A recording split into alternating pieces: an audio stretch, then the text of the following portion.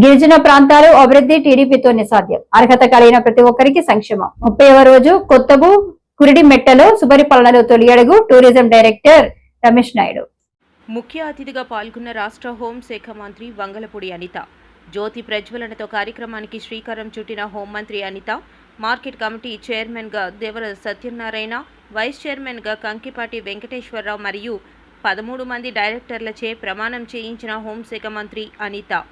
కార్యక్రమంలో పాల్గొన్న BJP, Janasena, TDP కూటమి నాయకులు. హోంమంత్రి అనిత కామెంట్స్. పాయికరావుపేట వ్యవసాయ మార్కెట్ కమిటీకి ప్రత్యేక స్థానం ఉంది.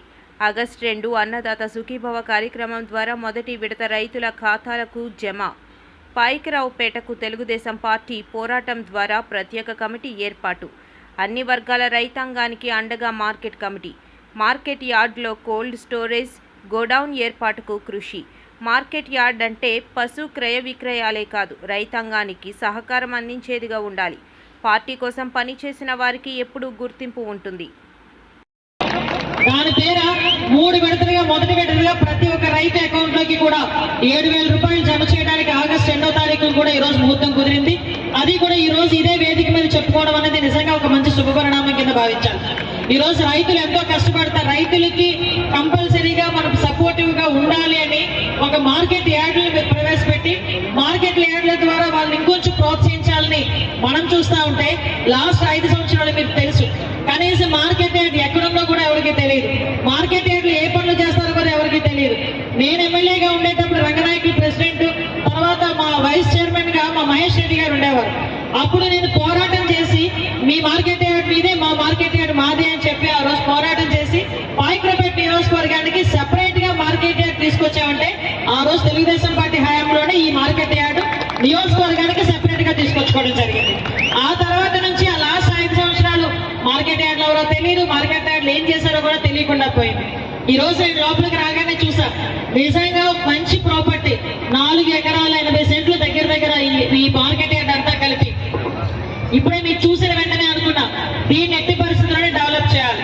ఎందుకంటే సుమారుగా ఇకున్న రైతాంగం మనకి వరి పంట ఎక్కువగా ఉంటుంది, పల్సెస్ ఎక్కువగా పండిస్తారు, ఒక పక్క తమలపాకులు రైతులు ఉన్నారు, ఒక పక్క నుంచి కూరగాయలు పండించే దొంగద ఆ ఏరియా అంతా చూస్తే కూరగాయలు ఎక్కువగా పండించే ప్రాంతం ఉంది. మనకి మామిడి, చీడి మామిడి కూడా చాలా ఎక్కువగా పండించే ప్రాంతాలు ఉన్నాయి. కొబ్బరి ఇవన్నీ కూడా చాలా ఎక్కువగా పండించే ప్రాంతాలు ఉన్నాయి.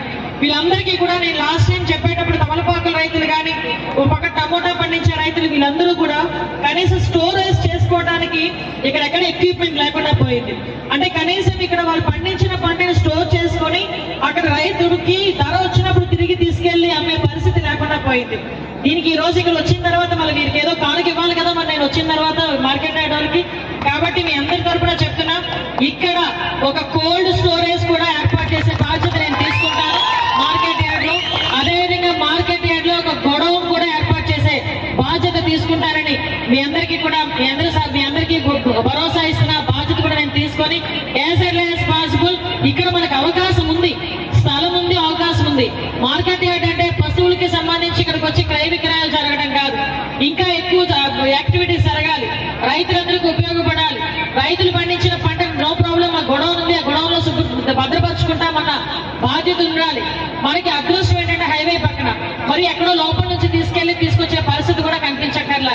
కాబట్టి మీ అందరి సహకారంతో as early as possible market yard లో ఒక పెద్ద గొడౌన్ ఒకటి, ఒక కోల్డ్ స్టోరేజ్ ఒకటి కట్టే ఏర్పాటు చేయడానికి ఈ గవర్నమెంట్ సిద్ధంగా ఉంది. దానికి నేను కృషి చేస్తానని మీ అందరి సాక్షిగా చెప్తున్నా. ఈ రోజు మీ అందరికీ పాయికరావుపేట నియోజకవర్గంలో అదృష్టం ఏంటంటే పాయికరావుపేట నియోజకవర్గానికి తెలుగుదేశం పార్టీకి కంచుకోట ఎంత కంచుకోట అంటే తెలుగుదేశం పార్టీ ఎఫిలియేటెడ్ ఎవరితో కలిసినా కూడా, ఎవరు వచ్చినా కూడా ఆ పార్టీకి ఓటేయడం, ఆ పార్టీని ఎక్కించుకోవడం మాత్రమే బాధ్యత. అక్కడ అనిత ఉందా, కాశీనాయుడు ఉన్నారా, వెంకటేష్ ఉన్నారు, ఇవన్నీ కాదు. అక్కడ అధిష్టానం చెప్పిన గుర్తుందో లేదో చూసుకుంటారు, ఆ సైకిల్ ఉందా ఏముందన్నో చూసుకుంటారు, దాని మీద నొక్కి బయటకు వచ్చేస్తారు. మీరందరూ కూడా ఎంత ఇచ్చారంటే మొన్న ఎలక్షన్స్ లో ఎప్పుడూ కూడా చరిత్రలో లేనంతగా సుమారుగా 44,000 మెజార్టీని మీ అందరి ఆడబిడ్డగా నన్ను ఆదరించి నన్ను గెలిపించిన పరిస్థితి కూడా. ఆ రోజు అనుకున్నా మెజార్టీ పెరిగే కొద్దీ ఆనందం కన్నా బాధ్యత ఎక్కువ పెరిగింది. ఓ పక్క ఆ బాధ్యతతో కూడా ఈ రోజు మీ అందరి సహాయ సహకారాలతో, మీ అందరి ఆశీర్వాదంతో ఆ రోజు మీరందరూ అమ్మ గెలమ్మ మినిస్ట్రీ ఇవ్వాలి మీరందరూ కోరుకున్నారు. అదేవిధంగా గౌరవ ముఖ్యమంత్రి గారు, గౌరవ ఉప ముఖ్యమంత్రి గారు, పవన్ కళ్యాణ్ గారు, అందరూ మోడీ గారు అందరూ ఆశీర్వదించి హోమ్ మినిస్ట్రీ ఇచ్చారు. ఈ రెండింటినీ బ్యాలెన్స్ చేయడం అనేది కంపల్సరీగా చేయగల నమ్మకం నాకుంది. చేయగలిగే సపోర్ట్ కూడా మీరందరూ ఇస్తున్నందుకు కూడా నేను మీ అందరికీ కూడా నేను థ్యాంక్స్ చెప్పాలి ప్రత్యేకంగా. అయినప్పటికీ కూడా ఈరోజు ప్రత్యేకంగా పాయకరావుపేట మీద దృష్టి పెట్టాలి. ఎందుకంటే పాయకరావుపేట అనేది ఒక హ్యాపెనింగ్ కాన్స్టిట్యుయెన్సీ. ఈ రోజు పాయకరావుపేటలో ఒక పక్క రైతులకు ఉపయోగపడేట్టుగా వ్యవసాయం అభివృద్ధి చెందాలి, ఒక పక్క పరిశ్రమలు అభివృద్ధి చెందే పరిస్థితి కూడా ఈ రోజు కనిపిస్తా ఉంది.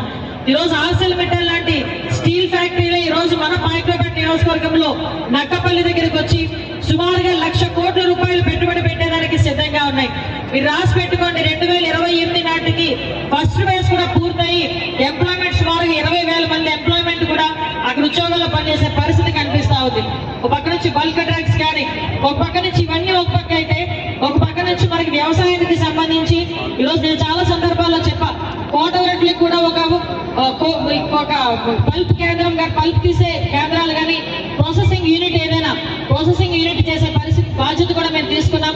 దానిలో భాగంగా అక్కడ కూడా వర్కౌట్ చేస్తున్నాం. ఇవన్నీ కాకుండా ఈరోజు అభివృద్ధి సంక్షేమ కార్యక్రమాలు అంటేనే ఈరోజు పెట్టింది పేరుగా మన ఎన్డీఏ కూటమిని చెప్పుకోవాలి. ఈ రోజు వాళ్ళు చేసిన తప్పిదాలు ఒకటి బయటకు వస్తా ఉంటే, వైఎస్ఆర్సీపీ చేసిన తప్పిదాలు ఒకటి బయటకు వచ్చి వాళ్ళందరూ కూడా ఈరోజు జైలుకి వెళ్తా ఉంటే, జగన్మోహన్ రెడ్డి భయపడి తిరిగి ఎటువంటి నెప్పాలు వేయాలో తెలియక కొంతమంది చేత బయటకు తీసుకొచ్చి బూతులు తిట్టిస్తాడు, కొంతమంది చేత బయటకు తీసుకొచ్చి సంక్షేమ కార్యక్రమాలు అందట్లేదని చెప్పి లేనుకొని అబాండాలు వేసే పరిస్థితి. ఈ రోజు మేము చెప్పినట్టుగానే 4,000 రూపాయలు పెన్షన్ చేసాం. అతనిలాగా 5 సంవత్సరాలు తీసుకోలేదు 1,000 రూపాయలు పెంచడానికి. 3,000 రూపాయల నుంచి 4,000 రూపాయలు వెంటనే చేసి ఈరోజు ప్రతి ఒక్క దగ్గర కూడా పెన్షన్ 4,000 రూపాయలు ఇంటింటికి వెళ్ళి